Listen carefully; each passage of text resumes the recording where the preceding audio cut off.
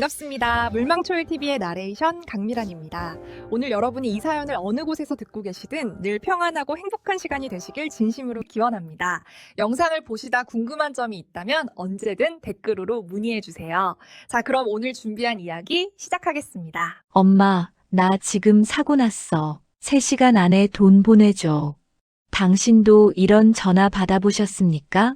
아들 목소리가 똑같습니다. 얼굴까지 보입니다. 눈물까지 흘립니다. 가짜입니다. 전부 가짜입니다. 2026년 1월 7일 이 범죄의 우두머리가 잡혔습니다. 천즈, 38세, 캄보디아 보이스피싱 조직의 배후, 수백 명의 한국 청년을 속여 캄보디아로 끌고 갔습니다. 수만 명의 어르신을 속여 1조 2천억 원을 빼앗았습니다. 당신의 아들이 그곳에서 전화를 걸고 있었을 수도 있습니다. 당신이 송금한 돈이 그들을 살찌웠습니다. 지금부터 그 끔찍한 진실을 밝힙니다. 자, 시작합니다. 제목 캄보디아 증언록을 통해 천진의 잔악성과 체포. 제1장 당신의 아들이 사라진 날. 2023년 3월 15일 목요일. 당신의 아들 민수가 집을 나섭니다. 29세, 공무원 시험 3수생. 오늘따라 표정이 밝습니다. 엄마, 나 취직됐어. 캄보디아 회사에. 당신은 놀랍니다. 박순자 65세. 당신은 민수의 어머니입니다. 캄보디아? 거기가 어디야? 동남아예요. 한국 기업 고객센터래요. 월급 500만 원. 500만 원. 당신은 가슴이 뜁니다. 3년 동안 시험 공부만 하던 아들이, 용돈 달라고 미안해하던 아들이 드디어 사회인이 된다고 합니다. 하지만 왠지 불안합니다. 민수야, 사기 아니야? 요새 그런 거 많다던데. 민수는 웃으며 계약서를 보여줍니다. 엄마, 정식 회사예요. 계약서도 있고 항공권도 회사에서 끊어줬어요. 걱정 마세요. 당신은 계약서를 들여다봅니다. 한자도 섞이고 영어도 있어서 잘 이해가 안 됩니다. 하지만 도장이 선명하게 찍혀 있습니다. 그래, 조심해서 다녀와. 자주 연락해야 해. 민수는 공항으로 떠납니다. 인천공항 3층 출국장. 당신은 배웅을 나왔습니다. 민수가 손을 흔듭니다. 엄마, 1년만 일하고 올게요. 돈 많이 벌어서 효도할게요. 당신은 눈시울이 붉어집니다. 착한 아들입니다. 그날 밤, 민수에게서 카카오톡이 옵니다. 엄마, 무사히 도착했어요. 회사 사람들 다 친절해요. 내일부터 교육 받아요. 걱정 마세요. 당신은 안심합니다. 하지만 그것이 마지막 연락이었습니다. 3일이 지나도 연락이 없습니다. 당신은 민수에게 전화를 겁니다. 연결할 수 없습니다. 카카오톡을 보냅니다. 읽음 표시가 뜨지 않습니다. 일주일이 지납니다. 당신은 불안해집니다. 경찰서에 갑니다. 실종 신고하러 왔어요. 우리 아들이 캄보디아 갔는데 연락이 안 돼요. 경찰관이 묻습니다. 성인이시죠? 스스로 간 거고요? 네, 하지만 어머니, 성인은 자발적으로 연락 안 할 수도 있어요.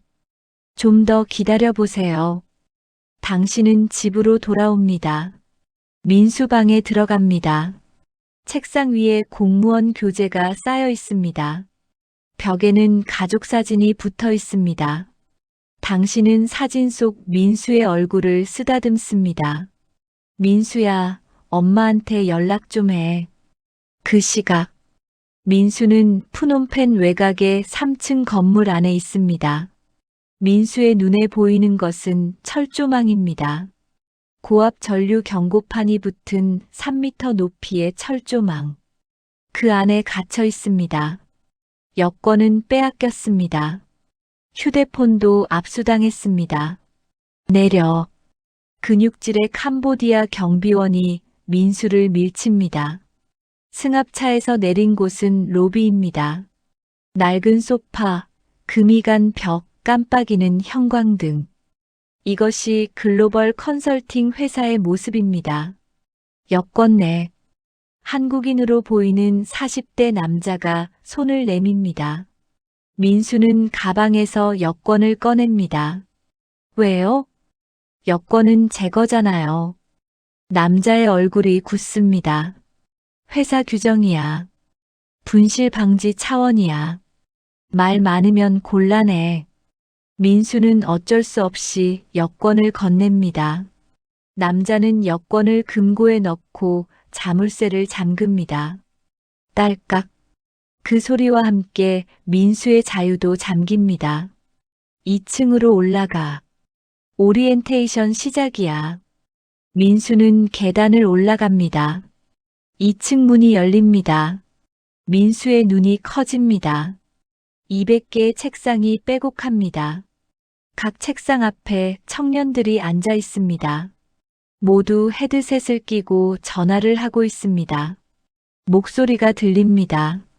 네, 어머니. 저 지금 급한 일이 생겨서요. 아버지, 제가 사고를 쳐서요. 민수는 깨닫습니다. 이곳이 고객센터가 아니라는 것을. 자, 신입들 모여봐. 정장을 입은 50대 남자가 나타납니다. 목에는 금목걸이가 걸려 있습니다. 나는 박 본부장이야. 너희가 앞으로 할 일을 설명하겠어. 박 본부장은 A사 용지를 나눠줍니다. 민수는 종이를 받아듭니다. 대본이라고 쓰여 있습니다. 민수는 읽기 시작합니다. 엄마, 나야. 지금 큰일 났어. 친구 차 빌려 탔는데 사고가 났어. 상대방이 다쳤는데 합의금 8천만 원을 3시간 안에 내야 해. 안 그러면 나 구속돼. 엄마, 제발 도와줘. 민수의 손이 떨립니다. 이건 보이스피싱 아닌가요? 박 본부장이 웃습니다. 보이스피싱? 말을 참 못되게 하네. 이건 마케팅이야. 고객이 자발적으로 돈을 보내는 거라고. 저 안 하겠습니다. 민수가 대본을 내려놓습니다. 저 한국 돌아가겠습니다. 박 본부장의 미소가 사라집니다. 한국? 여권 없는데? 핸드폰도 없는데? 여기가 어딘지 알아? 민수는 멍해집니다. 박 본부장이 계속합니다. 여기 온 이상 선택권은 없어. 하루 목표는 1천만 원이야. 못 채우면 밥 없어. 3일 연속 실패하면 지하실 가는 거고. 알아들었어? 지하실이 뭐예요? 민수가 묻습니다. 옆에 있던 선배로 보이는 청년이 속삭입니다. 묻지 마. 거기 가면 망가져. 민수는 책상 앞에 앉습니다. 폭 80cm. 양옆으로 다른 청년들이 바짝 붙어 앉아 있습니다. 숨이 막힙니다. 모니터가 켜집니다. 화면에 한국 전화번호 목록이 뜹니다. 시작해. 박 본부장의 목소리가 들립니다. 민수는 떨리는 손으로 헤드셋을 씁니다. 첫 번째 전화번호를 누릅니다. 따르릉, 따르릉. 여보세요? 할머니 목소리입니다. 민수는 입이 떨어지지 않습니다. 뒤에서 경비원이 다가옵니다. 손에 경찰봉을 들고 있습니다. 민수는 눈을 감습니다. 그리고 대본을 읽기 시작합니다. 할머니, 저 손자예요. 그 순간, 민수는 깨닫습니다. 자신이 더 이상 사람이 아니라는 것을, 기계가 되었다는 것을, 그리고 당신의 아들, 당신의 손자가 바로 이 민수일 수도 있다는 것을. 당신은 지금도 민수의 연락을 기다리고 있습니다. 하지만 민수는 전화할 수 없습니다. 여권도 핸드폰도 자유도 없으니까요. 제2장 당신이 받은 그 전화. 당신은 박순자 65세입니다. 서울 은평구 반지하 방에서 혼자 살고 있습니다. 남편은 5년 전 세상을 떠났습니다. 아들 민수와 단둘이 살다가 민수가 2개월 전 캄보디아로 떠났습니다.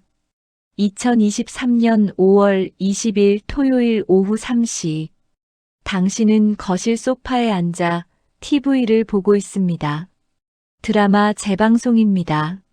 갑자기 휴대폰이 울립니다. 모르는 번호입니다.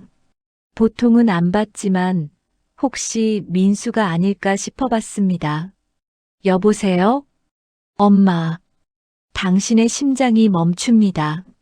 민수 목소리입니다. 2개월 만에 듣는 목소리입니다. 민수야. 어디 있어? 왜 연락 안 했어? 엄마가 얼마나 걱정했는데. 엄마, 나 지금 큰일 났어. 민수의 목소리가 떨립니다. 당신은 TV를 끕니다. 무슨 일이야? 어디 다쳤어? 아니야, 엄마. 나 사고를 쳤어. 당신의 다리에 힘이 빠집니다. 사고? 무슨 사고? 회사 상사차를 빌려 탔는데 사람을 쳤어. 상대방이 많이 다쳤어. 지금 경찰서에 있어. 당신은 숨이 막힙니다. 얼마나 다쳤는데? 의사가 그러는데 수술해야 한대. 합의금이 8천만 원이래. 엄마, 3시간 안에 내지 않으면 나 구속된대. 엄마, 제발 도와줘. 8천만 원. 당신의 머릿속이 하얗게 변합니다. 당신이 평생 모은 돈이 1억 2천만 원입니다. 노후 자금입니다. 남편과 함께 식당을 하며 시장에서 좌판을 하며 한 푼, 두 푼 모은 돈입니다. 하지만 아들이 구속된다고 합니다. 민수야, 진짜야? 장난 아니지? 엄마, 내가 왜 장난쳐? 나 지금 경찰서야. 3시간 안에 못 보내면 나 구속돼. 엄마. 민수가 흐느낍니다. 당신은 결심합니다. 알았어. 엄마가 보낼게. 어디로 보내면 돼? 잠깐만요. 경찰관님이 말씀하신대요. 전화가 바뀝니다. 안녕하십니까? 푸놈펜 경찰서 김경희입니다. 남자 목소리입니다. 정중합니다. 어머니, 아드님이 교통사고를 일으켰습니다. 피해자분이 중상이십니다. 합의금 8천만 원을 3시간 이내에 송금하시면 불구속 수사로 넘어갑니다. 당신은 묻습니다. 경찰서인데 왜 합의금을 받아요? 어머니, 여기는 캄보디아입니다. 한국과 법이 다릅니다. 여기는 합의가 우선입니다. 합의만 되면 처벌이 없습니다. 당신은 불안합니다. 하지만 아들 목소리를 들었습니다. 분명 민수였습니다. 계좌번호 알려주세요. 네, 감사합니다. KB국민은행. 당신은 급히 메모합니다.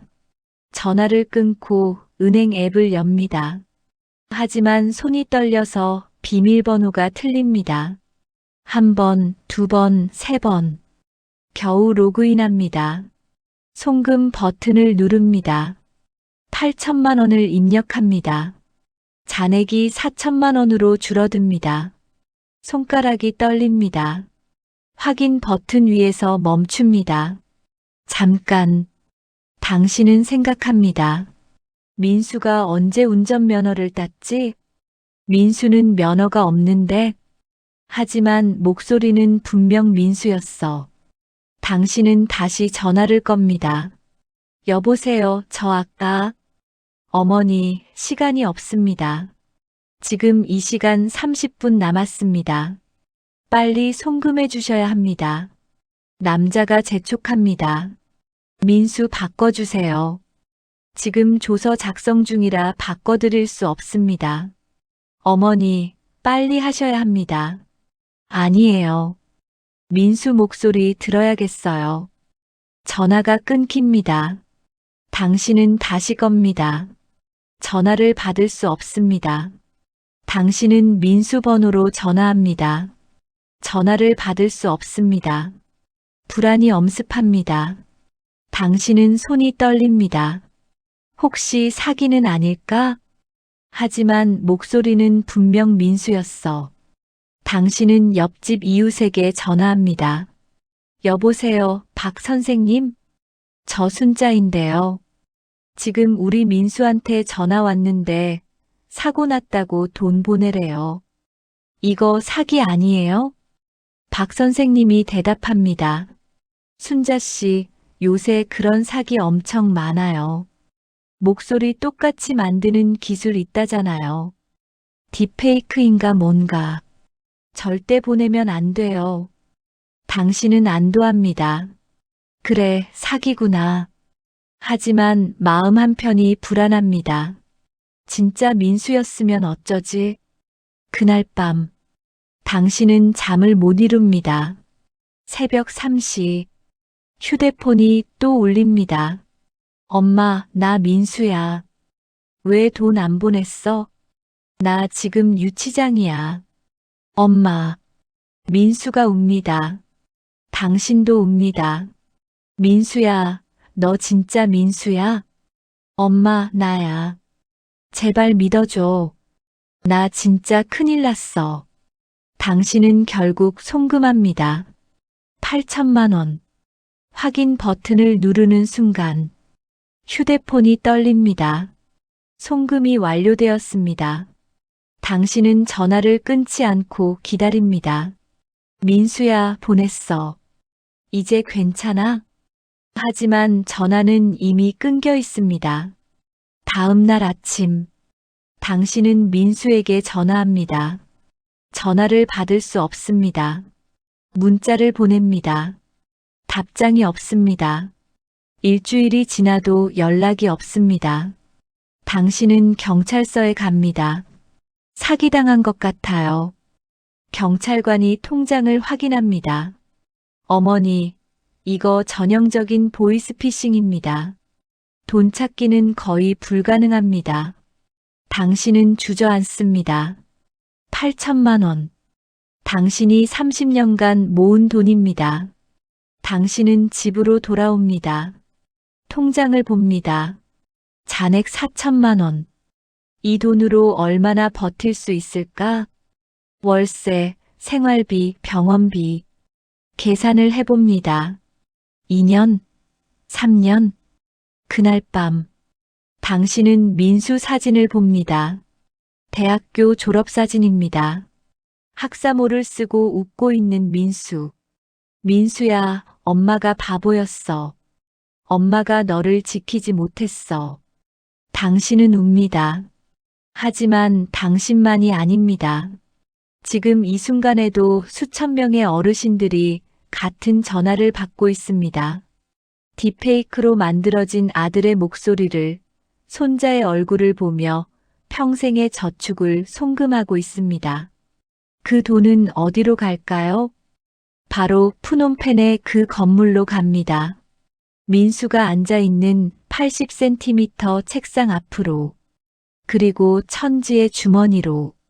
제3장 80cm 지옥 하루 18시간. 당신이 민수라고 상상해 보십시오. 아침 6시 사이렌이 울립니다.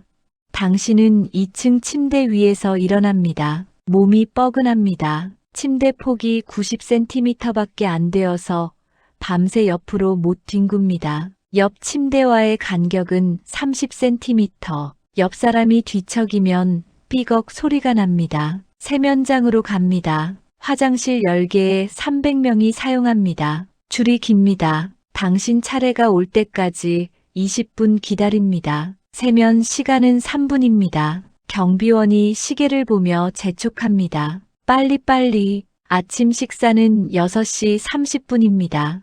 빵 한 조각과 물. 하지만 당신은 먹을 수 없습니다. 어제 목표액을 달성하지 못했으니까요. 당신의 실적은 600만 원이었습니다. 목표는 1천만 원.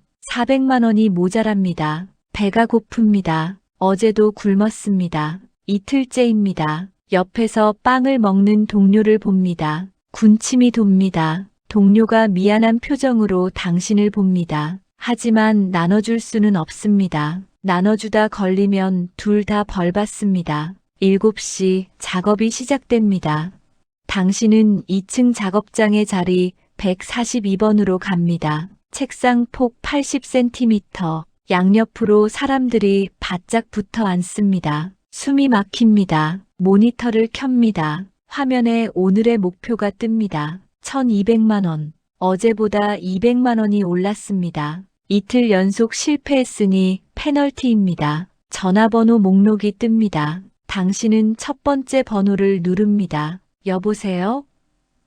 70대 할머니 목소리입니다. 당신은 대본을 읽습니다. 할머니, 저 손자예요. 급한 일이 생겼는데 누구세요? 할머니가 묻습니다. 저 민수예요. 할머니 손자. 우리 손자는 여자인데? 할머니가 전화를 끊습니다. 실패입니다. 다음 번호를 누릅니다. 여보세요? 이번엔 50대 여성입니다. 어머니, 저예요. 누구? 아들이요. 지금 급한 일이. 아들은 지금 옆에 있는데? 또 실패입니다. 당신은 땀이 납니다. 벌써 2시간이 지났는데 성공이 하나도 없습니다. 실적은 0원입니다. 뒤에서 경비원이 지나갑니다. 당신을 쳐다봅니다. 당신은 고개를 숙이고 다시 전화를 겁니다. 10시, 잠깐 쉬는 시간입니다. 5분, 당신은 화장실에 갑니다. 거울을 봅니다. 눈이 충혈되어 있습니다. 얼굴이 야위입니다. 3개월 만에 10kg이 빠졌습니다. 옆 칸에서 누군가 웁니다. 조용히, 소리 안 나게. 당신도 울고 싶습니다. 하지만 참습니다. 울면 더 힘들어집니다. 10시 5분, 다시 작업입니다. 당신은 오전에 딱 한 건 성공했습니다. 80대 할아버지가 500만 원을 보냈습니다. 당신은 그 순간 기뻤습니다. 하지만 동시에 죄책감이 밀려왔습니다. 점심시간 12시. 역시 당신은 못 먹습니다. 아직 600만 원이 모자랍니다. 배에서 꼬르륵 소리가 납니다. 옆자리 동료가 밥을 먹습니다. 김치찌개 냄새가 납니다. 당신은 침을 삼킵니다. 오후 1시, 다시 작업입니다. 당신은 필사적입니다. 3일 연속 실패하면 지하실입니다. 지하실에 갔던 사람들은 돌아와서 말이 없습니다. 눈빛이 죽어 있습니다. 어떤 사람은 다리를 절었습니다. 당신은 목소리 톤을 바꿉니다. 더 간절하게, 더 급박하게. 엄마, 제발 도와줘. 나 지금 정말 큰일 났어. 당신은 연기를 합니다. 진짜로 우는 척합니다. 오후 3시, 드디어 성공합니다. 60대 어머니가 5천만 원을 보냈습니다. 당신의 실적이 5,500만 원으로 올라갑니다. 화면에 초록불이 들어옵니다. 하지만 기쁨은 잠깐입니다. 아직 650만 원이 모자랍니다. 시간은 7시간 남았습니다. 당신은 계속 전화를 겁니다. 오후 6시, 저녁 시간입니다. 당신은 이번엔 먹을 수 있습니다. 목표를 달성했으니까요. 밥과 김치, 계란 하나. 당신은 허겁지겁 먹습니다. 3일 만에 먹는 식사입니다. 눈물이 납니다. 저녁 7시, 야간 작업이 시작됩니다. 이 시간이 골든 타임입니다. 한국은 지금 저녁 8시. 사람들이 집에 있는 시간입니다. 통화 성공률이 높습니다. 당신은 계속 전화를 겁니다. 1시간에 30통. 목이 쉽니다. 물을 마십니다. 다시 전화를 겁니다. 밤 11시. 당신의 실적은 1,350만 원입니다.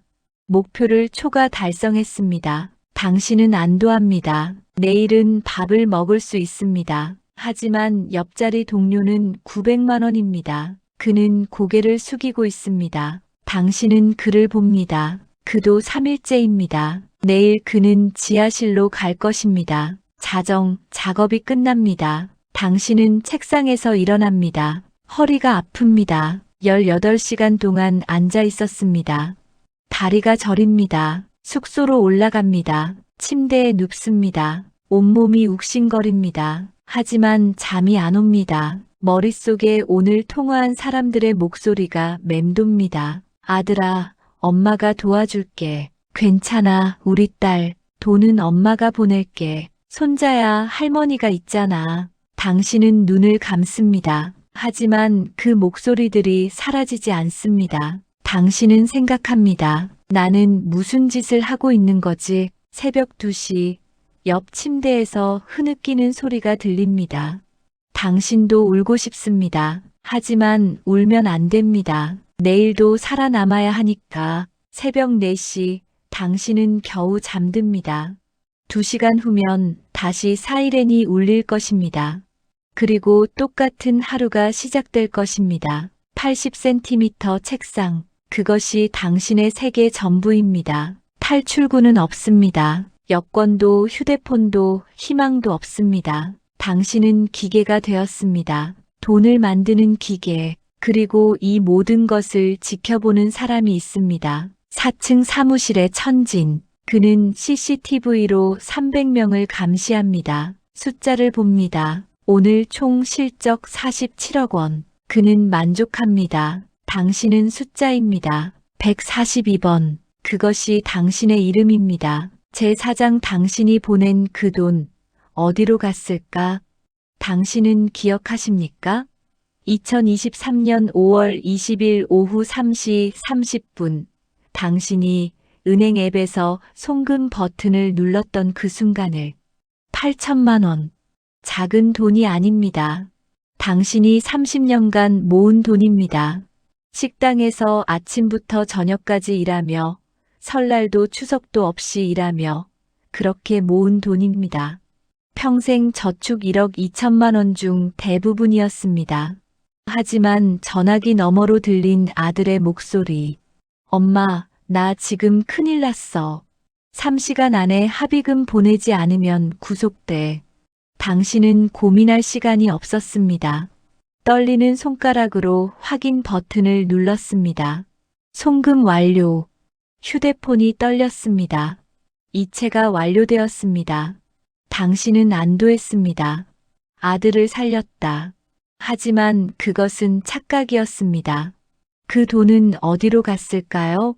당신이 송금 버튼을 누른 바로 그 순간 푸놈펜의 3층 건물 2층 작업장 142번 책상 앞에 앉은 김민수의 모니터에 알림이 떴습니다. 입금 확인 8천만 원. 민수는 안도의 한숨을 쉬었습니다. 오늘 목표 초과 달성이다.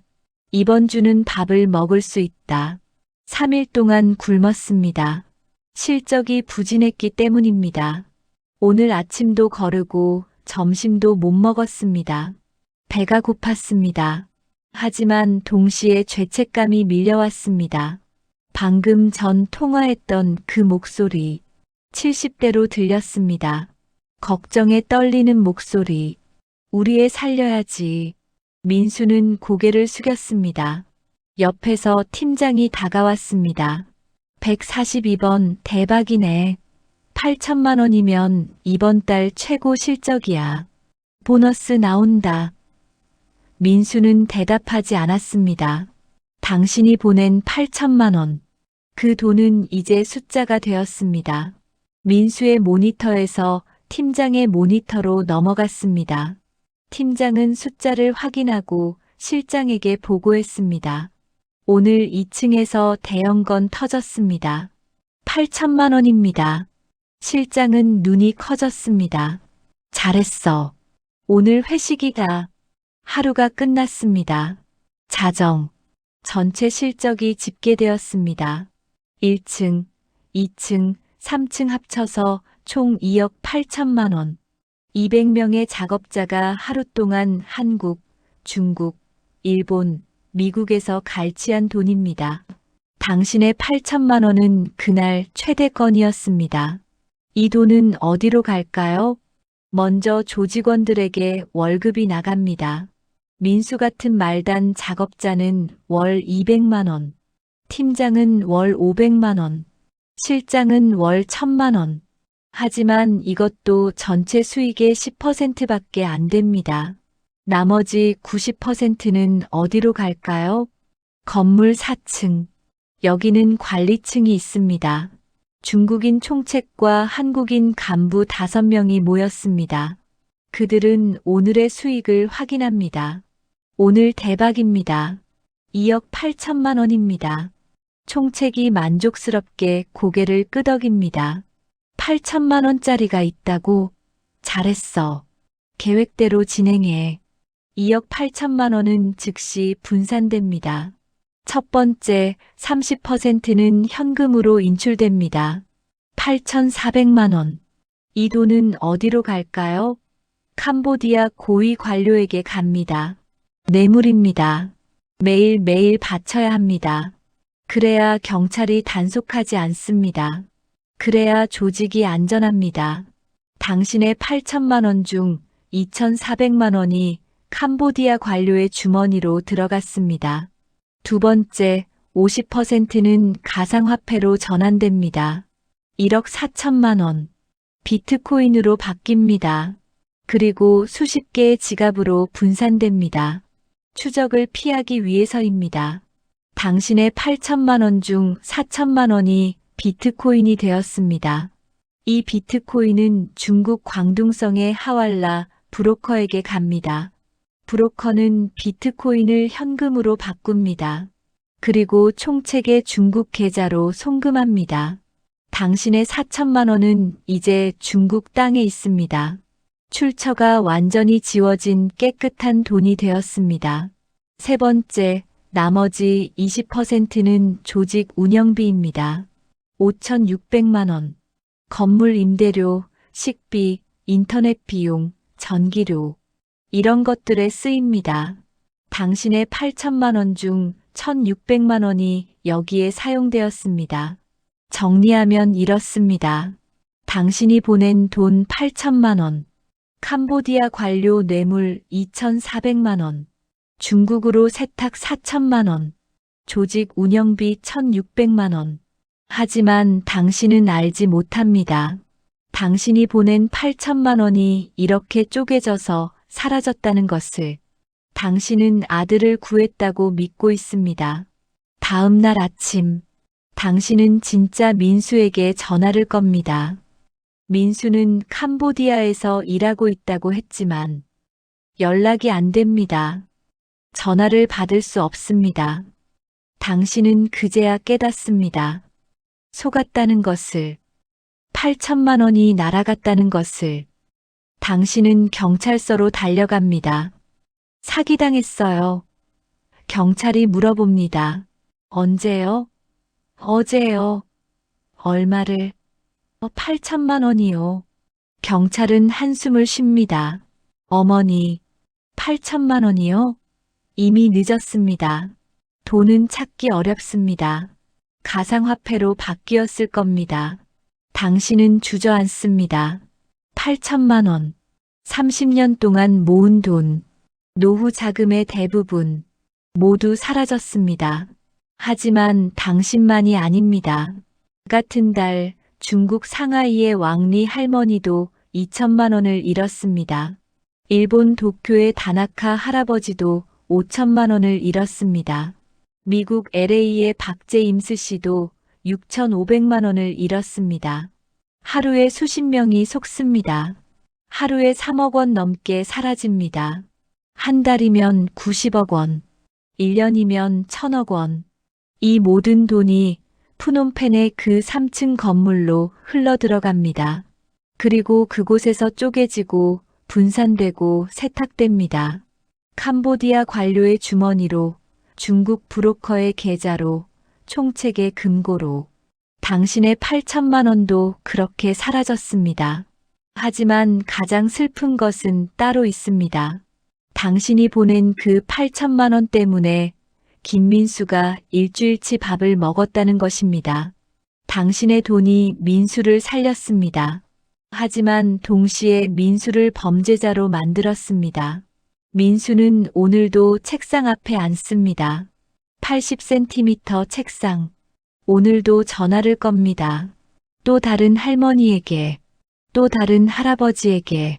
할머니, 저 손자예요. 지금 급한 일이 생겨서요. 민수는 알고 있습니다. 자신이 하고 있는 일이 범죄라는 것을. 하지만 멈출 수 없습니다. 여권도 없고 휴대폰도 없고 탈출할 방법도 없습니다. 그리고 배가 고픕니다. 어제도 굶었습니다. 오늘도 목표를 달성해야 밥을 먹습니다. 당신의 8천만 원은 이렇게 쓰였습니다. 악마를 살찌우고 피해자를 만들고 범죄자를 양산했습니다. 당신이 보낸 그 돈, 이제 어디로 갔는지 아시겠습니까? 그 돈은 당신의 아들을 구하지 못했습니다. 대신 누군가의 아들을 범죄자로 만들었습니다. 캄보디아 관료를 부패하게 만들었습니다. 중국 브로커를 부자로 만들었습니다. 그리고 가장 중요한 것, 당신의 노후를 빼앗아갔습니다. 8천만 원. 당신에게는 평생의 저축입니다. 하지만 조직에게는 좋은 하루 실적일 뿐입니다. 당신의 평생이 그들에게는 숫자일 뿐입니다. 지금 이 순간에도 푸놈펜의 그 건물에서는 300명이 전화를 걸고 있습니다. 한국에, 중국에, 일본에, 미국에, 누군가의 할머니에게, 누군가의 할아버지에게, 엄마, 나 지금 큰일 났어. 그리고 또 다른 8천만 원이, 또 다른 수천만 원이 송금됩니다. 또 다른 할머니가 평생 모은 돈을 보냅니다. 이 악순환은 계속됩니다. 천지의 조직이 무너질 때까지 3년간 이것이 반복되었습니다. 수만 명이 속았습니다. 1조 원이 넘는 돈이 사라졌습니다. 당신의 8천만 원도 그 중 하나였습니다. 제5장 국경을 넘는 천지의 범죄는 한국에만 국한되지 않았습니다. 당신이 중국 상하이에 사는 73세 왕리 할머니라고 상상해 보십시오. 2023년 7월, 당신은 손녀 샤오메이로부터 위챗 영상 통화를 받습니다. 화면에 손녀 얼굴이 보입니다. 울고 있습니다. 할머니, 나 지금 큰일 났어요. 학교에서 장학금 문제로 징계받았어요. 돈을 내야 해요. 당신은 놀랍니다. 샤오메이, 무슨 일이야? 제가 서류를 잘못 냈대요. 빨리 돈 안 내면 퇴학이에요.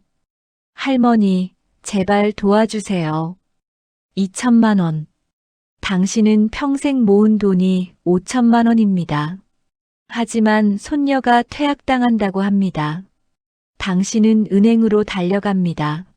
하지만 샤오메이는 지금 학교 도서관에서 공부하고 있습니다. 통화한 적이 없습니다. 딥페이크였습니다. 천지의 조직은 중국인 작업자 90명을 따로 운영했습니다. 그들은 중국어로 중국 노인들을 속였습니다. 왕리 할머니는 2천만 원을 송금합니다. 다음 날 진짜 샤오메이에게 전화합니다. 할머니, 무슨 일이세요? 샤오메이, 어제 돈 받았니? 무슨 돈이요? 왕리 할머니는 그제야 깨닫습니다. 사기당했다는 것을. 그녀는 주저앉습니다. 2천만 원. 그녀가 10년 동안 모은 돈입니다. 일본도 마찬가지였습니다. 당신이 도쿄에 사는 72세 다나카 할아버지라고 상상해 보십시오. 2023년 9월, 당신은 아들 켄지로부터 전화를 받습니다. 아버지, 저 지금 회사에서 큰 실수를 했습니다. 고객 자금을 잘못 처리했습니다. 오늘 안에 메워야 합니다. 안 그러면 해고됩니다. 5천만 원. 당신은 놀랍니다. 켄지, 정말이냐? 아버지, 제발 도와주세요. 제 인생이 달렸습니다. 당신은 평생 모은 퇴직금이 있습니다. 1억 5천만 원. 하지만 아들의 인생이 달렸다고 합니다. 당신은 은행으로 갑니다. 켄지는 지금 회사에서 정상적으로 일하고 있습니다. 전화한 적이 없습니다. 천지의 조직에는 일본인 작업자 45명이 있었습니다. 그중 일부는 자발적으로 온 사람들이었습니다. 높은 급여에 속아온 것입니다. 하지만 도착하면 그들도 감금되었습니다. 다나카 할아버지는 5천만 원을 송금합니다. 다음 날 켄지에게 전화합니다. 아버지, 갑자기 왜 그러세요?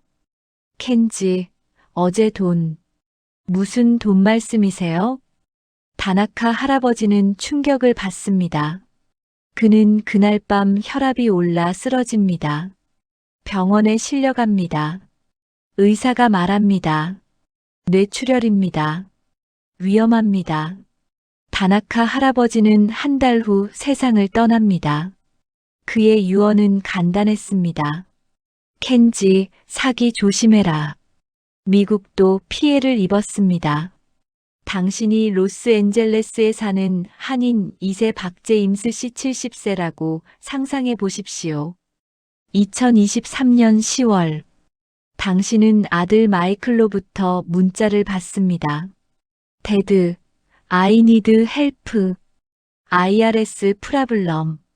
need money today. Please wire to this account. 국세청 문제. 6,500만 원. 당신은 놀랍니다. 마이클에게 전화를 겁니다.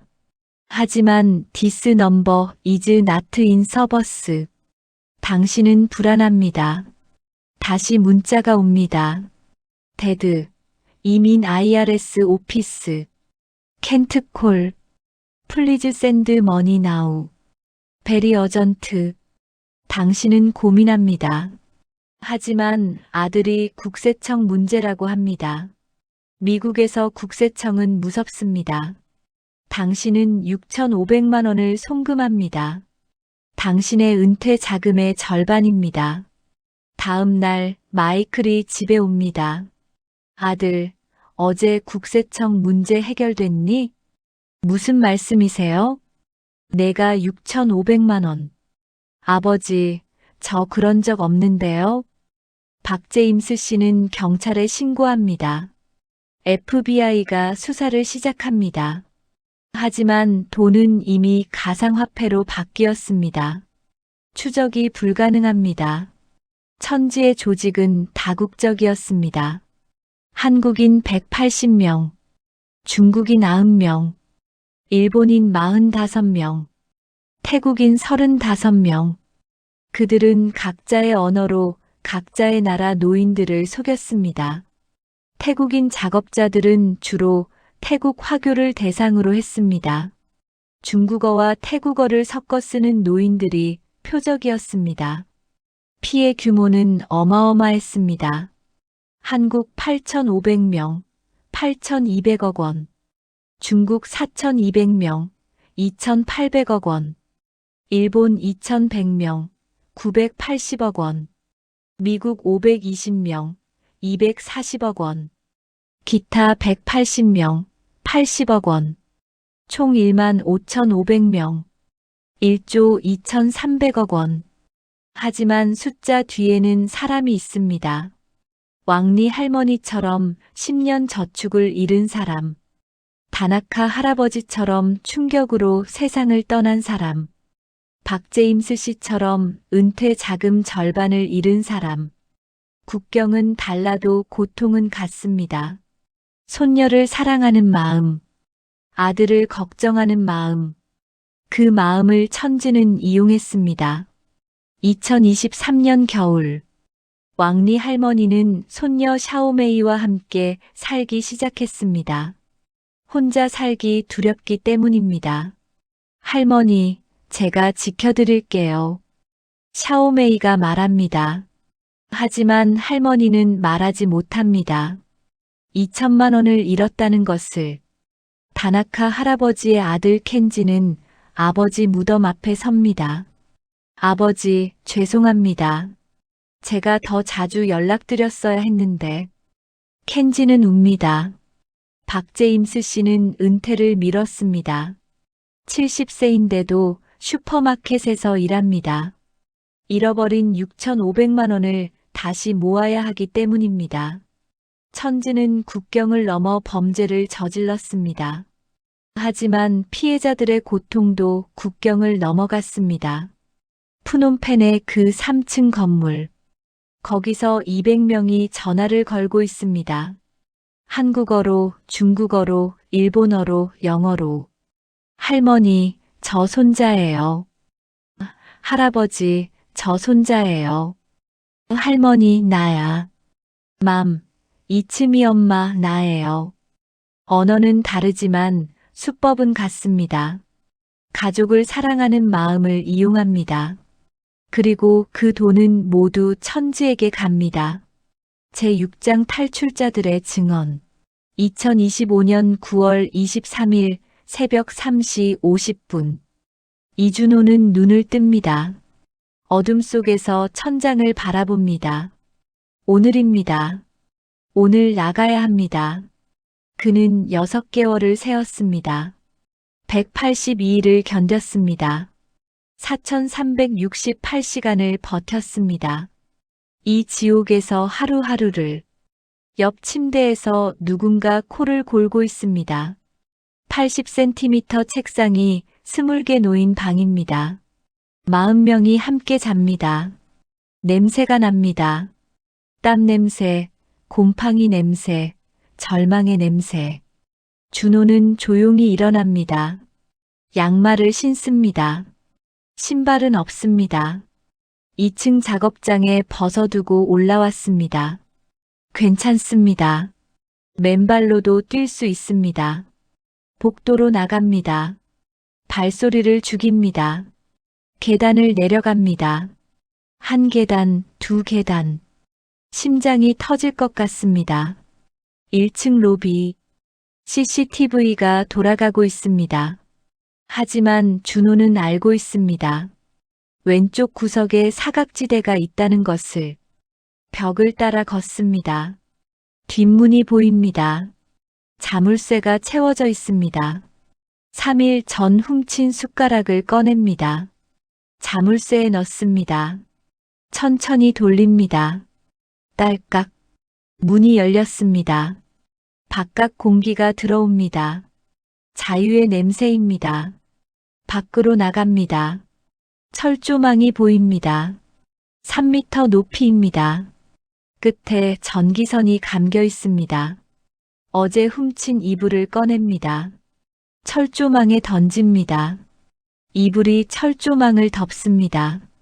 올라갑니다. 손을 뻗습니다. 철조망을 잡습니다.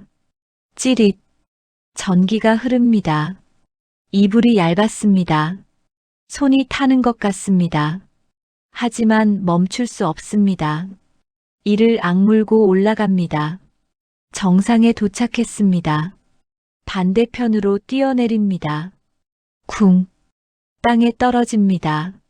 발목이 삐팝니다. 아픕니다. 하지만 일어납니다. 뒤를 돌아봅니다. 3층 건물. 6개월간의 지옥. 작별입니다.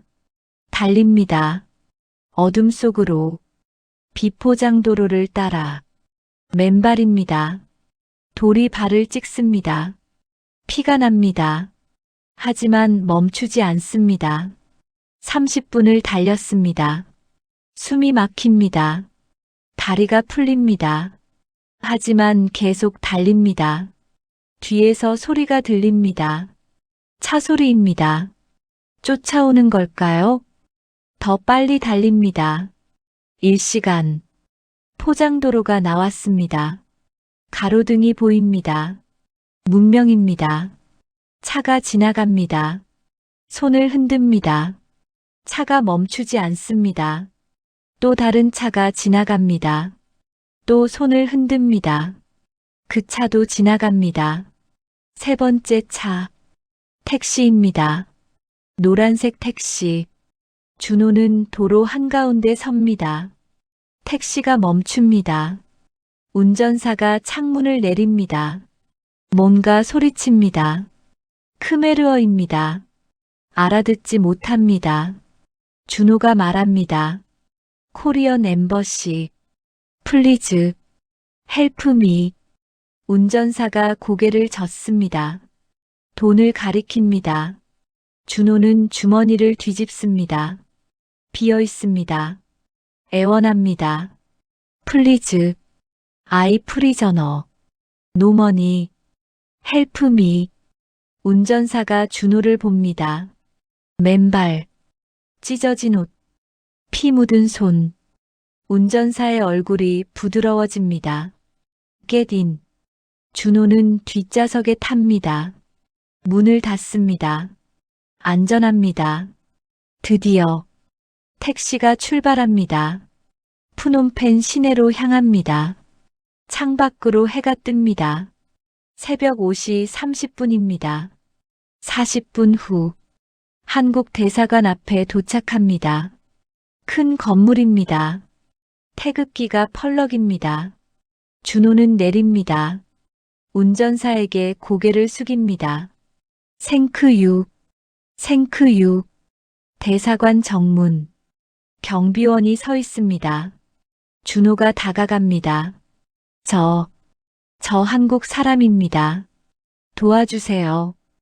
경비원이 놀란 얼굴로 봅니다. 준호의 발. 피투성이입니다. 잠깐만 기다리세요. 경비원이 전화를 겁니다. 2분 후 대사관 직원이 나옵니다. 30대 남자입니다.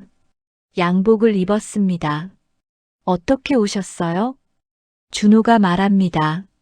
저 감금당했어요. 6개월 동안. 보이스피싱 조직에. 직원의 얼굴이 굳습니다. 안으로 들어오세요. 사무실. 준호는 소파에 앉습니다. 직원이 물을 줍니다. 준호는 단숨에 마십니다. 천천히 말씀해 주세요. 무슨 일이 있었는지.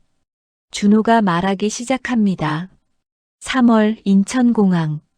월 500만 원 광고. 푸놈펜 도착. 여권 압수. 감금. 강제노동. 폭행. 굶주림. 직원이 메모합니다. 질문합니다. 준호가 대답합니다. 이 시간 후 조사가 끝났습니다. 직원이 말합니다. 이준호 씨, 이제 안전합니다. 저희가 보호하겠습니다. 준호의 눈에서 눈물이 흐릅니다. 6개월 만에 처음 우는 겁니다. 안도의 눈물입니다.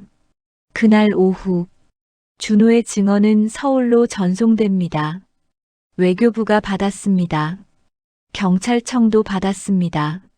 한국 정부가 움직이기 시작합니다. 준호는 혼자가 아니었습니다. 같은 주 일본인 타케시도 탈출했습니다. 중국인 리웨이도 탈출했습니다. 베트남인 응우옌도 탈출했습니다.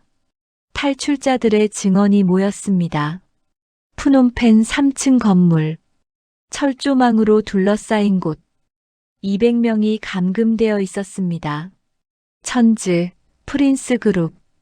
퍼즐이 맞춰지기 시작했습니다. 9월 말. 한국 외교부는 성명을 냅니다. 캄보디아 푸놈펜 여행 자제. 압력이 시작됩니다. 국제공조가 시작됩니다. 준호는 대사관 보호시설에서 뉴스를 봅니다. 캄보디아 한국인 감금 실태 조사 착수. 그는 생각합니다. 저 안에 아직 200명이 있다. 그들도 구해야 한다. 그리고 한 달 후 그의 바람이 이루어집니다. 제7장 국제공조수사. 2025년 10월 15일 한국에서 특별팀이 출발합니다. 외교부 차관 김진아, 경찰청 본부장 박성주, 국정원 요원 5명, 총 15명입니다. 목적지는 푸놈펜입니다. 한국인들을 데려오기 위해서입니다. 비행기가 이륙합니다. 5시간 비행입니다. 김 차관이 창밖을 봅니다. 구름이 지나갑니다. 마음이 무겁습니다. 과연 캄보디아가 협조할까? 푸놈펜 공항 도착. 캄보디아 외교부 차관이 나와 있습니다. 악수를 합니다. 미소를 짓습니다. 하지만 어색합니다. 회의실. 양측이 마주 앉습니다. 김 차관이 말합니다. 한국인들을 송환해 주십시오. 우리가 직접 처벌하겠습니다. 캄보디아 차관이 난처한 표정을 짓습니다. 문제는 일부 고위층이 연루되어 있습니다. 김 차관이 단호하게 말합니다. 그렇다면 국제사회에 알리겠습니다. 캄보디아가 범죄를 방조한다고. 캄보디아 차관이 고개를 숙입니다. 알겠습니다. 협조하겠습니다. 10월 17일 밤 인천공항 대한항공 전세기가 대기합니다. 경찰관 190명이 탑승합니다. 그들은 가족에게 전화합니다. 곧 출발합니다. 우리 국민들 데려올게요. 전세기가 이륙합니다. 밤하늘을 날아갑니다. 10월 18일 새벽 전세기가 푸놈펜에 도착합니다.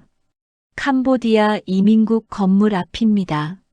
64명의 한국인이 기다리고 있습니다.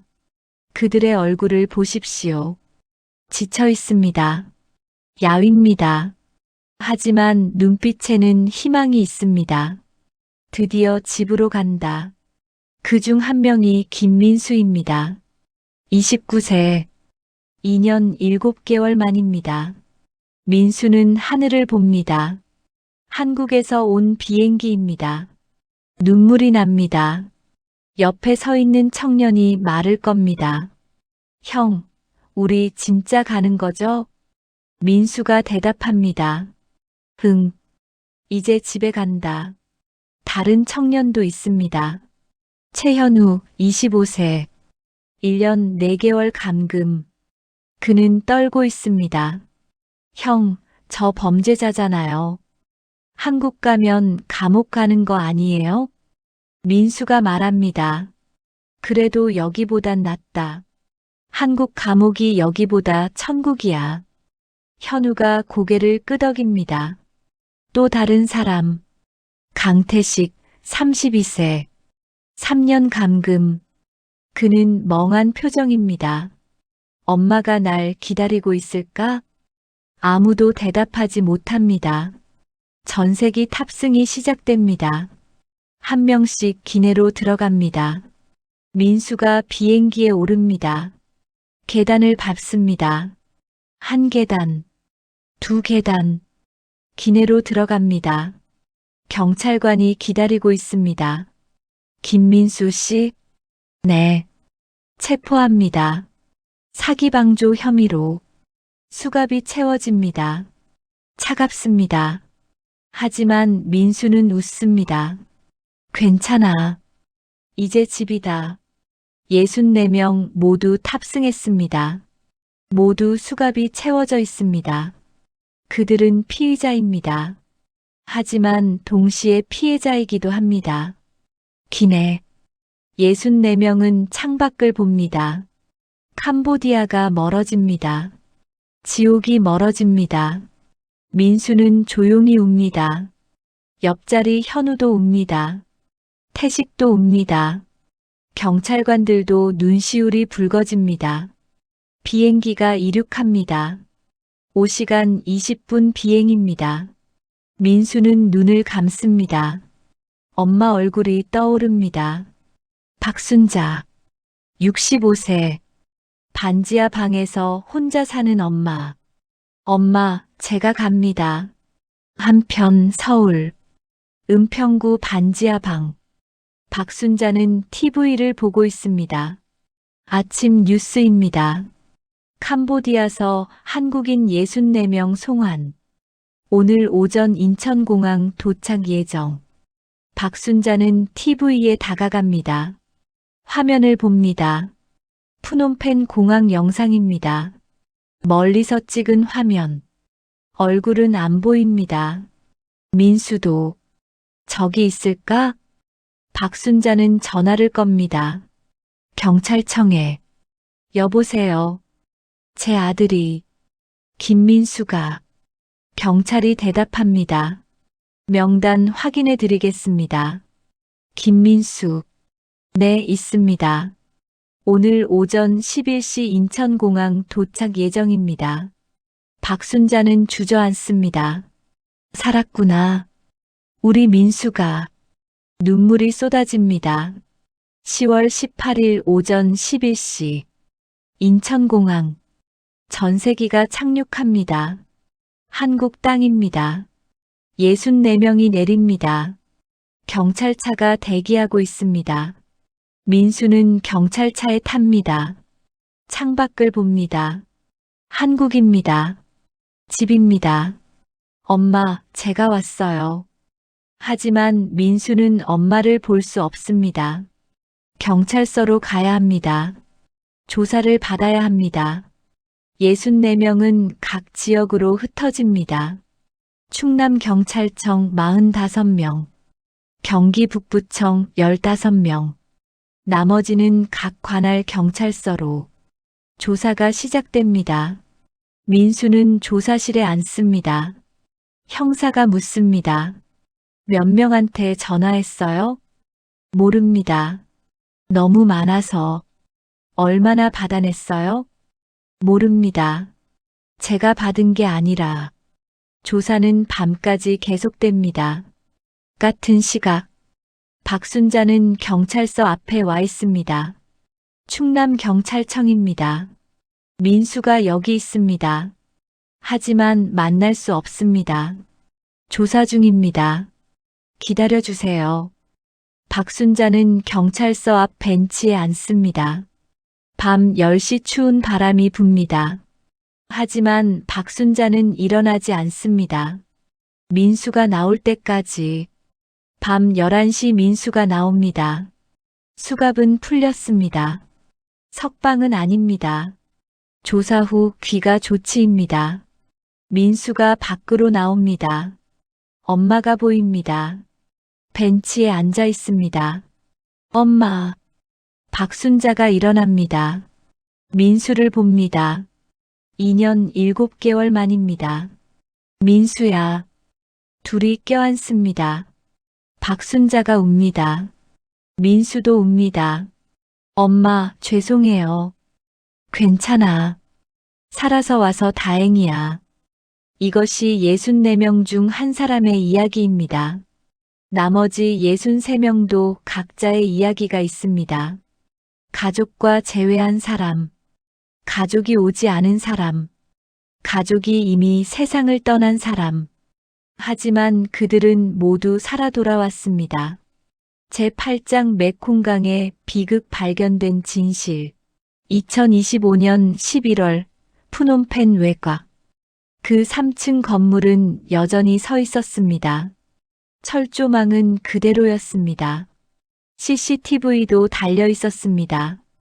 캄보디아 정부는 건물 철거를 결정했습니다. 증거인멸이 목적이었습니다. 하지만 한국 정부가 항의했습니다. 포렌식 조사를 먼저 해야 합니다.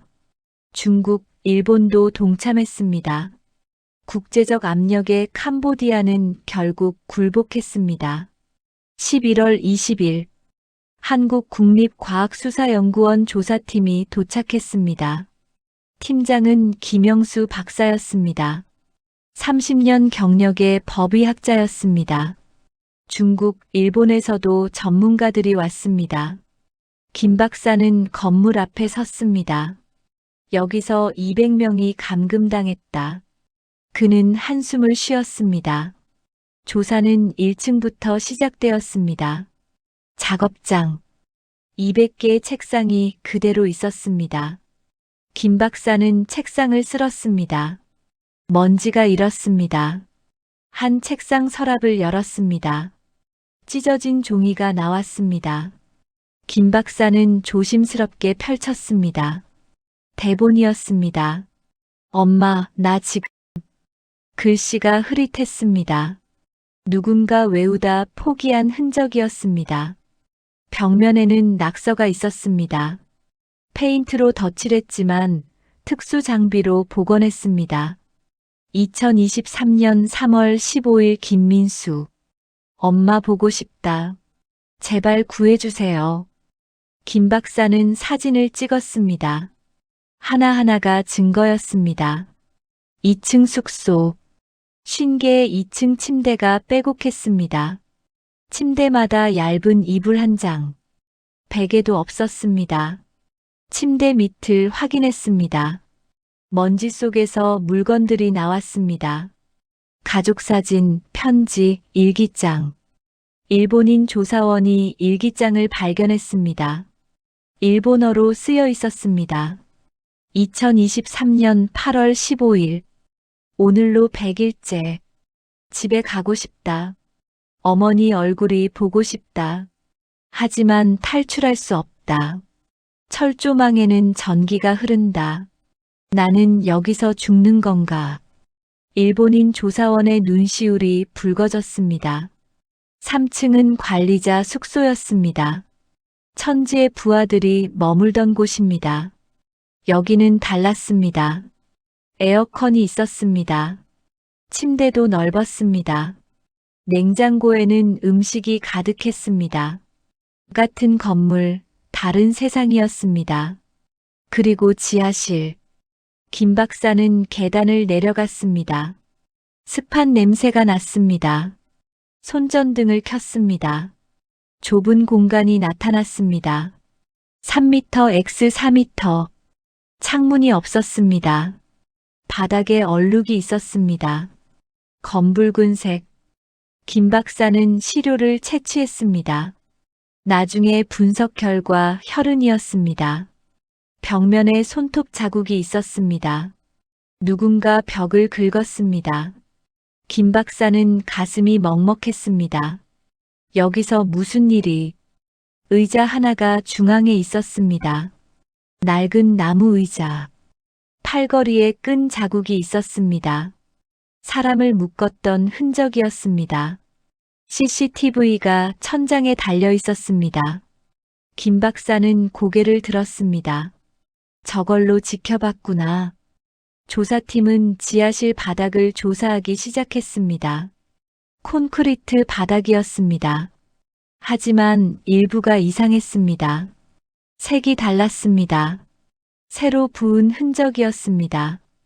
여기 파봅시다. 김 박사가 지시했습니다. 작업자들이 콘크리트를 깼습니다. 30cm를 파내려갔습니다. 그리고 발견했습니다. 뼈. 김 박사는 숨을 멈췄습니다. 조심스럽게 흙을 제거했습니다. 두개골이 나타났습니다. 인간의 두개골이었습니다. 여기 사람이 묻혀 있습니다. 김 박사의 목소리가 떨렸습니다. 발굴 작업이 시작되었습니다. 3일간 계속되었습니다. 그리고 끔찍한 진실이 드러났습니다. 총 12구의 유골이 발견되었습니다. 한국인으로 추정되는 유골 7구, 중국인 3구, 신원 미상 2구, 모두 20대에서 30대 젊은 남성이었습니다. 사망 시기는 1년에서 2년 전으로 추정되었습니다. 법의학 분석 결과는 참혹했습니다. 여러 유골에서 외상 흔적이 발견되었습니다. 두개골 골절, 갈비뼈 손상, 팔뼈 골절. 이들은 심각한 폭력에 노출되었습니다. 유골 옆에서 유품들이 나왔습니다. 학생증 하나. 사진이 흐릿했지만 알아볼 수 있었습니다. 부산대학교. 김태양. 지갑 하나. 안에 가족 사진이 들어 있었습니다. 젊은 남자가 부모님과 찍은 사진. 뒷면에 2022년 설날이라고 적혀 있었습니다. 그리고 종이 한 장. 피로 쓴 글씨였습니다. 엄마 미안해. 김 박사는 그 종이를 보며 눈물을 흘렸습니다. 30년 경력이지만 이런 현장은 처음이었습니다. DNA 대조 작업이 시작되었습니다. 한국 경찰은 실종자 가족들에게 연락했습니다. 부산에 사는 박정숙 씨 65세에게 전화가 왔습니다. 따님 태양 씨의 학생증이 발견되었습니다. DNA 검사를 해야 합니다. 박 씨는 주저앉았습니다. 우리 태양이, 우리 아들이. 태양은 2년 전 집을 나갔습니다. 캄보디아에 좋은 일자리가 있다며. 처음 한 달은 연락이 왔습니다. 그 후로 소식이 끊겼습니다. 박 씨는 경찰에 실종 신고를 했습니다. 하지만 수사가 제대로 이뤄지지 않았습니다. 성인이 자발적으로 연락 안 하는 거예요. 경찰은 그렇게 말했습니다. 박 씨는 2년간 아들을 기다렸습니다. 매일 기도했습니다. 태양아, 살아만 있어라. 하지만 태양은 살아있지 않았습니다. 캄보디아 지하실에 묻혀 있었습니다. DNA 검사 결과가 나왔습니다. 일치했습니다. 김태양 맞았습니다. 박 씨는 캄보디아로 날아갔습니다. 아들의 유골을 보았습니다. 태양아, 엄마가 늦어서 미안하다. 박 씨는 유골을 안았습니다. 차가운 뼈. 이것이 한때 따뜻했던 아들이었습니다. 12구의 유골, 12개의 가족, 12개의 비극. 이들은 왜 죽었을까요? 탈출을 시도했기 때문입니다. 실적이 계속 부진했기 때문입니다. 천지의 명령을 거부했기 때문입니다. 천지는 이들을 본보기로 삼았습니다. 다른 청년들을 겁주기 위해 말 안 들으면 저렇게 된다. 시신을 지하실에 묻었습니다. 그 위에 콘크리트를 부었습니다. 아무도 모르게 마치 처음부터 없었던 사람처럼. 하지만 진실은 숨길 수 없었습니다. 콘크리트 밑에서 어둠 속에서 진실은 기다리고 있었습니다. 언젠가 세상에 드러날 날을. 유족들은 푸놈펜에 모였습니다. 12개 영정사진이 놓였습니다. 촛불이 켜졌습니다. 박정숙 씨가 말했습니다. 우리 아들은 꿈이 많았어요. 여행 가이드가 되고 싶다고 했어요. 그래서 캄보디아에 갔어요. 하지만 말을 잇지 못했습니다. 오열만 터져 나왔습니다. 메콩 강변에 12개의 영정사진이 놓였습니다.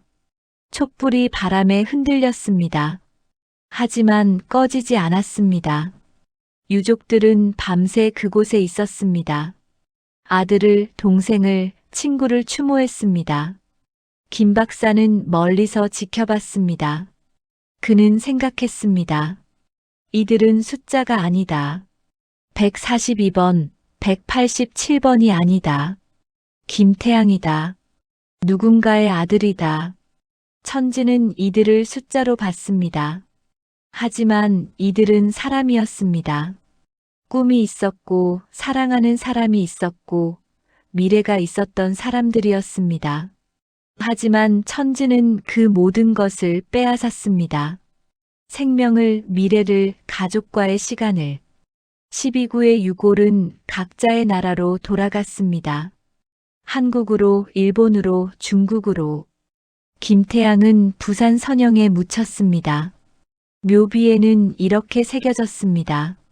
김태양, 1998-2023 캄보디아에서 억울하게 희생됨. 메콩강은 여전히 흐르고 있습니다. 그 강물 위로 12개의 영혼이 떠다니는 것 같았습니다. 집으로, 가족에게로 돌아가지 못한 영혼들이. 진실은 드러났습니다. 하지만 상처는 아물지 않았습니다. 제9장 악마의 체포. 2026년 1월 6일 밤 11시. 푸놈펜 시내 고급 아파트 17층. 천지는 그곳에 숨어 있었습니다. 2025년 10월 64명 구출 작전 이후 천지는 도망 다녔습니다. 캄보디아 고위 관료의 도움을 받았습니다. 매달 100만 달러를 뇌물로 주며 보호받았습니다. 하지만 국제 압력은 계속되었습니다. 한국, 중국, 일본, 미국이 캄보디아 정부를 압박했습니다. 천지를 넘기지 않으면 경제 제재를 하겠다. 2025년 12월 20일 캄보디아 국왕이 칙령을 내렸습니다. 천지의 캄보디아 국적을 박탈한다. 천지는 더 이상 캄보디아 사람이 아니었습니다. 중국인이었습니다. 추방 대상이었습니다. 캄보디아 내무부 장관이 비밀 회의를 소집했습니다.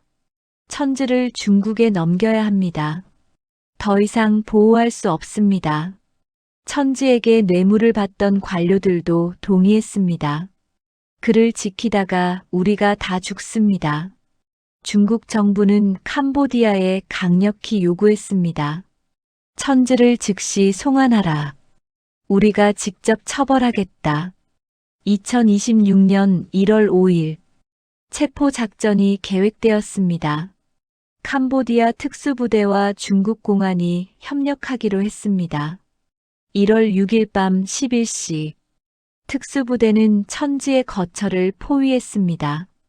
푸놈펜 시내 고급 아파트 17층. 하지만 내부 정보가 새어나갔습니다. 천지에게 충성하는 한 경찰관이 몰래 알려줬습니다. 내일 새벽에 잡으러 옵니다. 도망가십시오. 천지는 황급히 짐을 챙겼습니다. 현금 50만 달러, 가짜 여권, 노트북. 그는 뒷문으로 빠져나가려 했습니다. 하지만 이미 늦었습니다. 특수부대는 예상보다 일찍 움직였습니다. 1월 7일 새벽 4시 30분. 모든 출구를 봉쇄했습니다. 이곳은 포위되었습니다. 천지, 나오십시오. 확성기가 울렸습니다. 천지는 17층 창문으로 내려다봤습니다. 특수부대원 50명, 경찰차 15대, 중국공안 차량 3대. 그는 손이 떨렸습니다. 휴대폰을 꺼냈습니다. 평소 자신을 보호해주던 장관에게 전화했습니다. 저 좀 도와주세요. 제가 얼마를 드렸는데.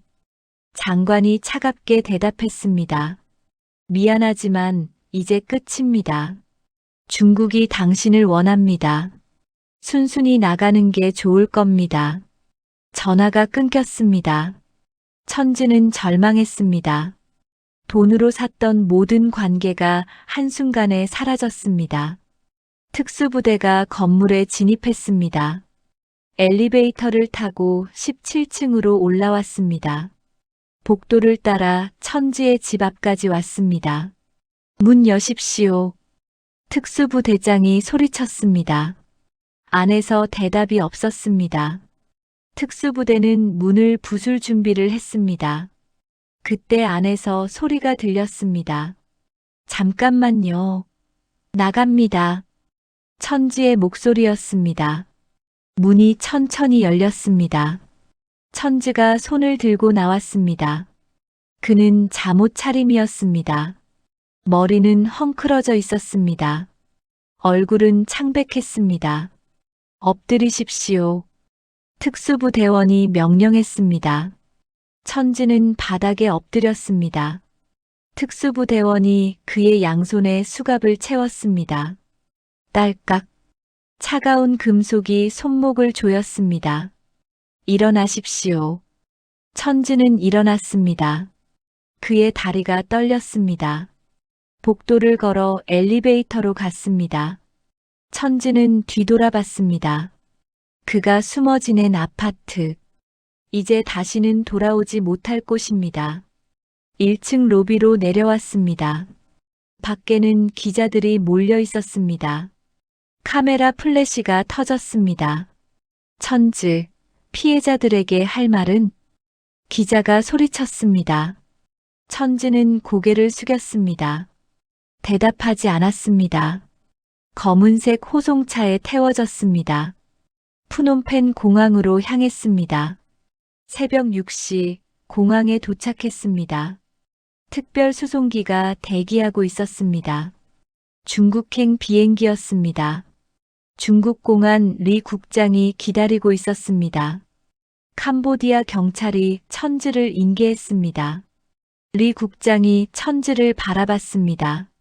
천즈, 중국 법정에서 당신을 기다립니다. 천즈는 떨고 있었습니다. 그는 작게 중얼거렸습니다. 저는 그냥. 하지만 말을 잇지 못했습니다. 오전 8시 비행기가 이륙했습니다. 천즈는 창밖을 봤습니다.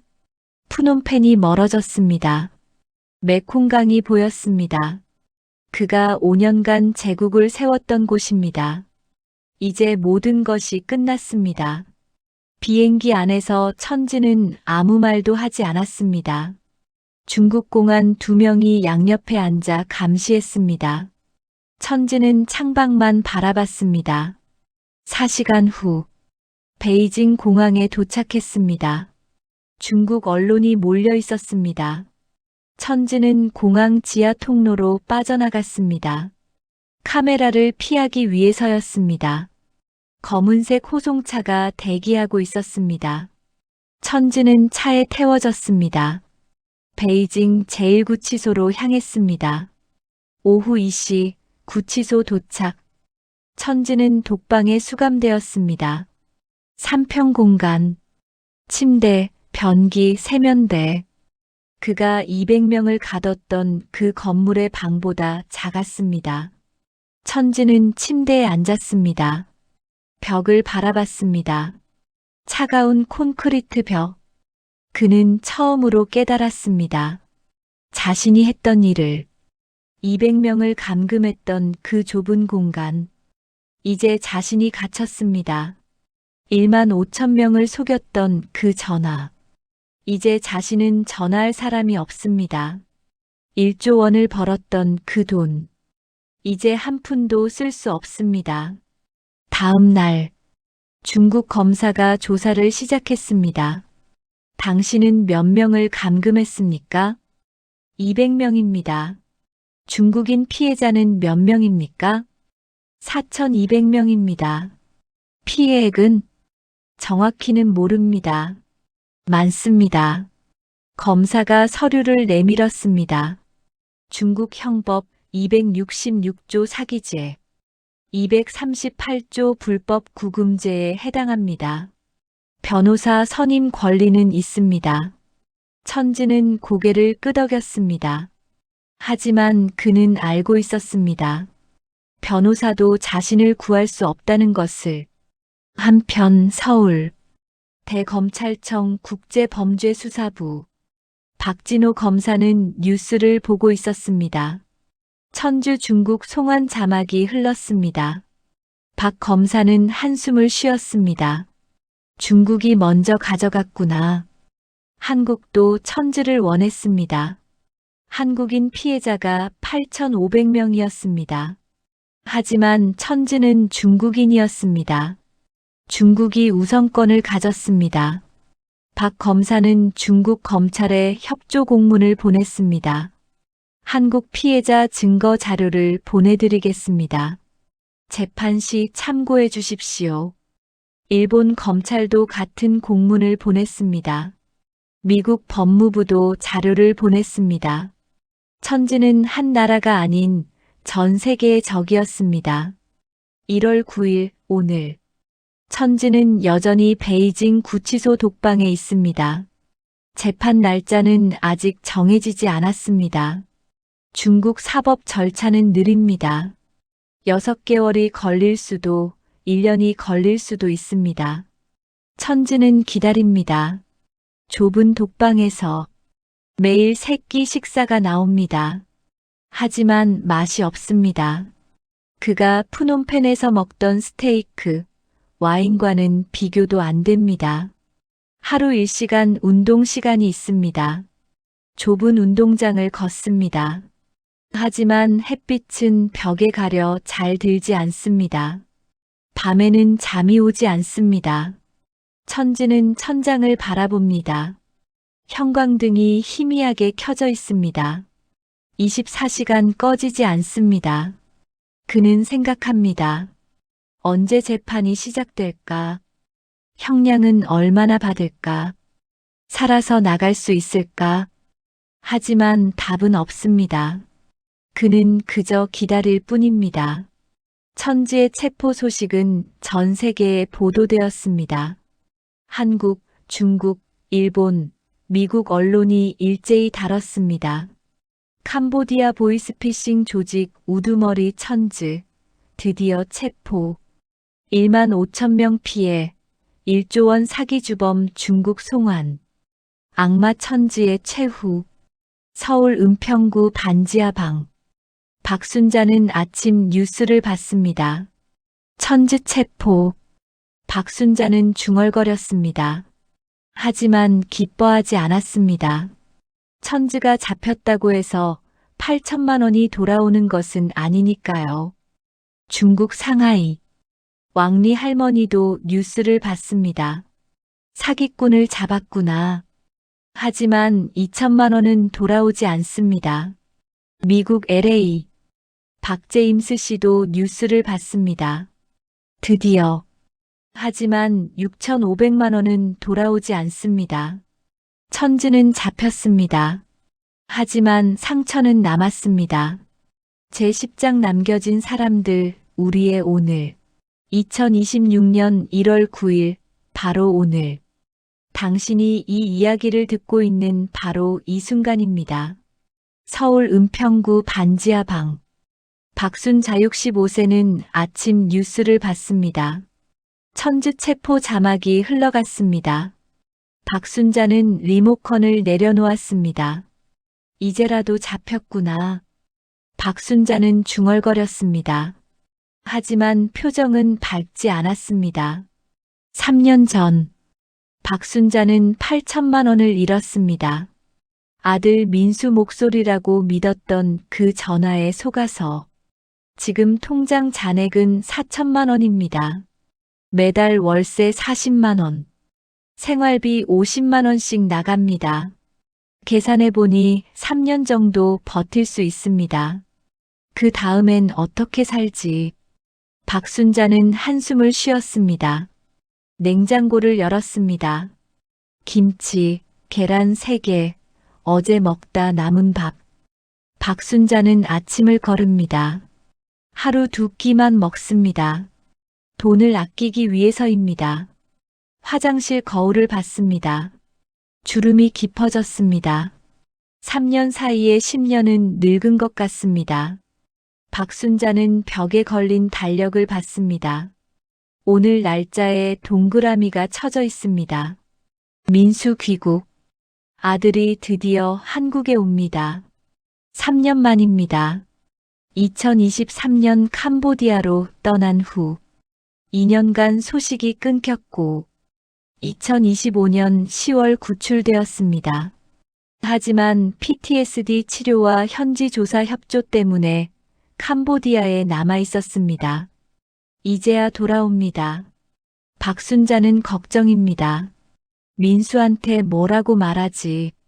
8천만 원 날렸다고 말해야 하나? 아니면 숨겨야 하나? 중국 상하이. 왕리 할머니 73세도 뉴스를 봤습니다. 중국 CCTV에서도 천지 체포를 보도했습니다. 사기꾼을 잡았구나. 할머니는 중얼거렸습니다. 3년 전 일은 2천만 원. 10년 저축이었습니다. 지금 할머니는 작은 아파트에서 혼자 삽니다. 손녀 샤오메이가 주말마다 방문합니다. 할머니, 제가 용돈 드릴게요. 샤오메이가 봉투를 건넵니다. 아니야, 넌 학생이잖아. 할머니는 거절합니다. 하지만 샤오메이는 억지로 할머니 손에 쥐어줍니다. 할머니는 눈물이 납니다. 착한 손녀입니다.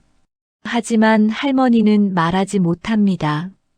2천만 원을 잃었다는 것을, 샤오메이 목소리라고 믿었던 그 전화에 속았다는 것을. 일본 도쿄. 다나카 할아버지는 3년 전 세상을 떠났습니다.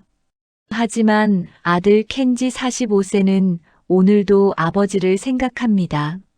오늘 아침 켄지도 뉴스를 봤습니다. NHK에서 천주체포를 보도했습니다. 켄지는 아버지 영정 앞에 앉았습니다. 아버지, 범인을 잡았습니다. 켄지는 영정에 대고 말했습니다. 하지만 아버지는 돌아오지 않습니다. 3년 전 사기 충격으로 뇌출혈이 와서 돌아가셨습니다. 5천만 원을 잃은 그날 밤이었습니다. 켄지는 여전히 후회합니다.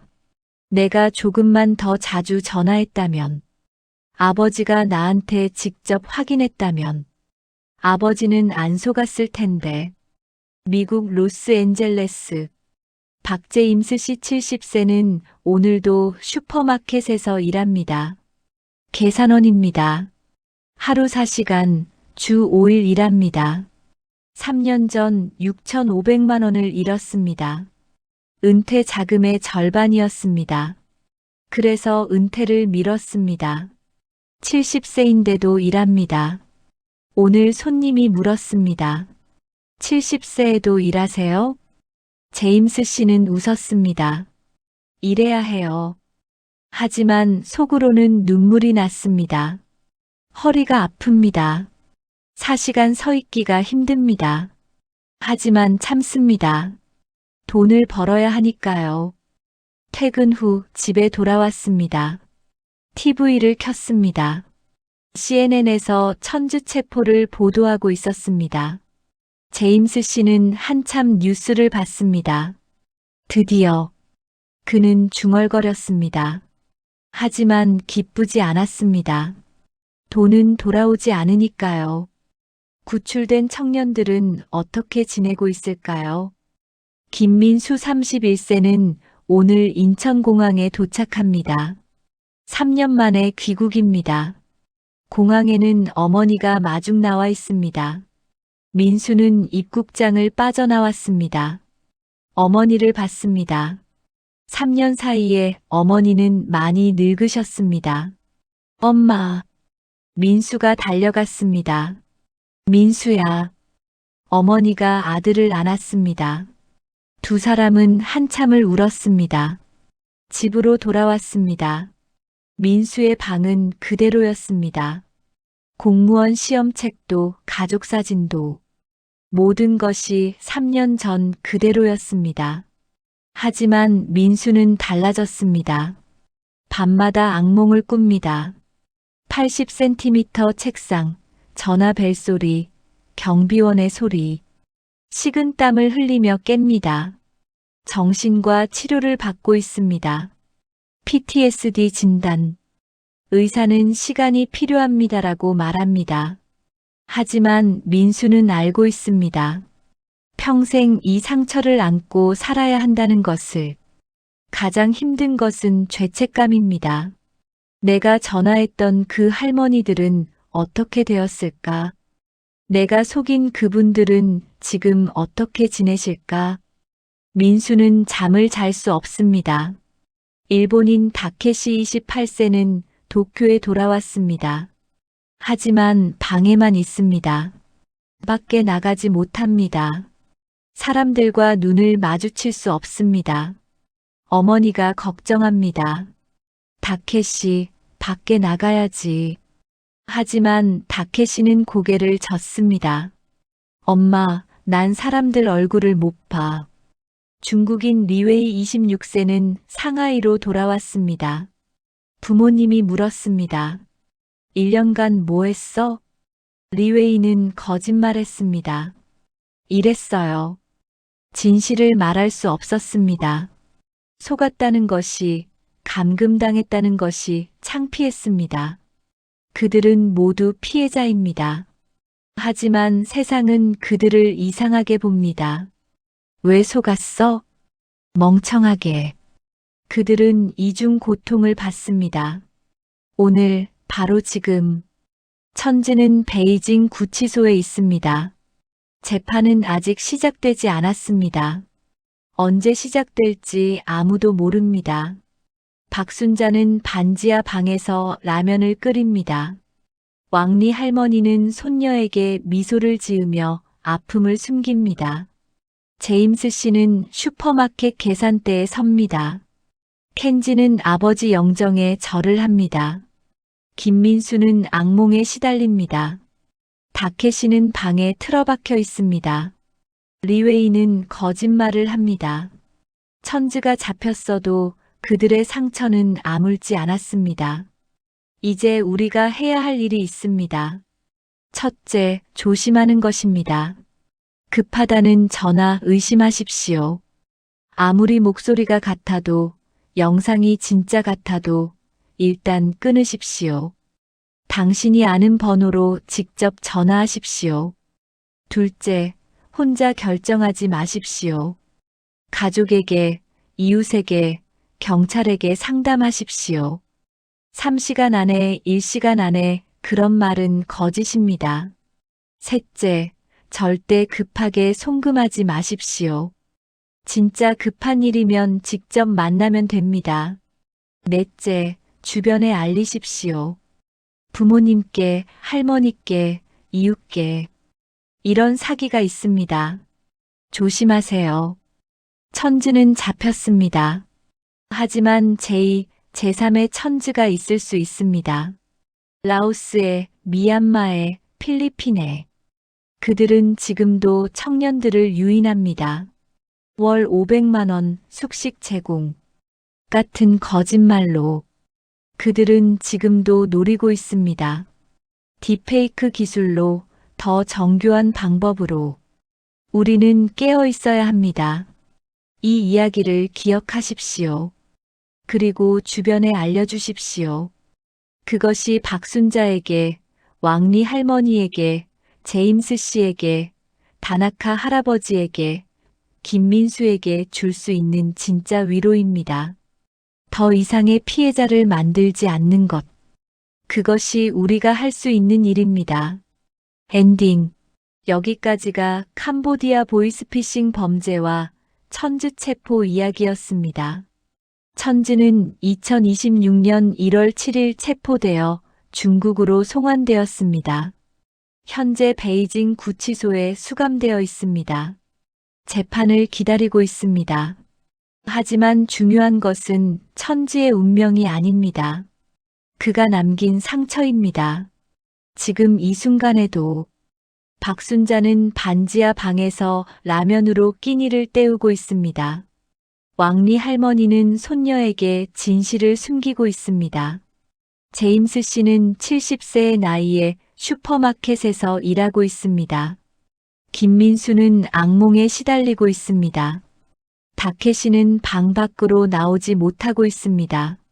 리웨이는 가족에게 거짓말을 하고 있습니다. 이것이 천지가 남긴 진짜 상처입니다. 2025년 10월 18일 한국 정부는 전세기를 보내 64명을 송환했습니다. 11월 말까지 누적 154명이 검거되었습니다. 107명이 송환되었습니다. 감금 피해 신고는 10월 93건에서 11월 17건으로 감소했습니다. 80% 이상 줄어들었습니다. 외교부, 국정원, 경찰, 법무부, 금융위원회 8개 기관이 협력했습니다. 캄보디아에 코리아 전담반이 설치되었습니다. 국제 공조도 강화되었습니다. 미국, 중국, 일본이 함께 움직였습니다. 그 결과 천지가 체포되었습니다. 하지만 이것으로 모든 것이 끝난 것은 아닙니다. 지금도 동남아시아 곳곳에서 비슷한 조직이 운영되고 있습니다. 라오스, 미얀마, 필리핀. 그곳에도 철조망으로 둘러싸인 건물이 있습니다. 수백 명의 청년들이 감금되어 있습니다. 매일 수천 통의 사기 전화가 걸리고 있습니다. 한국 외교부 집계에 따르면 현재도 동남아시아에 약 800명의 한국인이 감금되어 있을 것으로 추정됩니다. 중국인은 1200명, 일본인은 300명. 그들은 지금도 살려달라고 외치고 있습니다. 우리가 할 수 있는 일은 무엇일까요? 첫째, 속지 않는 것입니다. 딥페이크 기술은 점점 정교해집니다. 목소리뿐 아니라 영상까지 완벽하게 복제합니다. 하지만 한 가지는 복제할 수 없습니다. 바로 시간입니다. 진짜 급한 일이라면 직접 만나면 됩니다. 3시간 안에, 1시간 안에 송금하라는 말은 100% 거짓입니다. 진짜 가족이라면 기다려줄 수 있습니다. 둘째, 확인하는 것입니다. 전화를 받았다면 일단 끊으십시오. 그리고 당신이 평소 알고 있던 번호로 직접 전화하십시오. 5분이면 확인할 수 있습니다. 그 5분이 1000만 원을 지킵니다. 셋째, 상담하는 것입니다. 혼자 결정하지 마십시오. 가족에게, 이웃에게, 은행 직원에게, 경찰에게 물어보십시오. 창피한 것이 아닙니다. 현명한 것입니다. 넷째, 알리는 것입니다. 이 이야기를 주변에 전해 주십시오. 부모님께, 할머니께, 할아버지께 이런 사기가 있다. 조심하라고 말씀드리십시오. 우리 채널 물망초일TV는 앞으로도 이런 이야기를 전하겠습니다. 알려지지 않은 피해를, 잊혀져가는 희생자들을 기억하겠습니다. 오늘 이 이야기가 한 분이라도 지킬 수 있다면, 한 가정이라도 구할 수 있다면, 그것으로 충분합니다.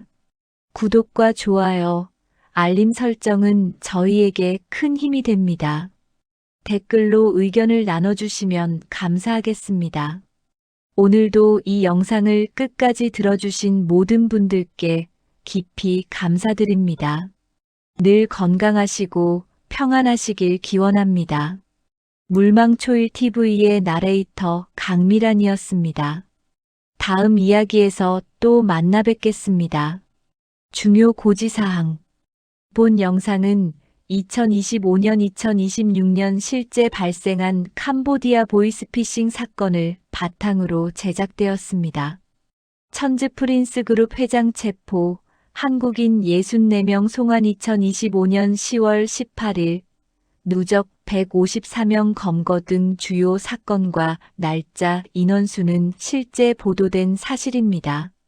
다만 스토리의 몰입도를 높이고 피해 상황을 이해하기 쉽게 전달하기 위해 일부 내용은 재구성되었으며 등장하는 개인 김민수, 박순자 등과 구체적인 대화 내용은 실제 피해 사례를 바탕으로 한 창작임을 알려드립니다. 본 영상의 목적은 보이스피싱 피해를 예방하고 경각심을 높이는 데 있습니다.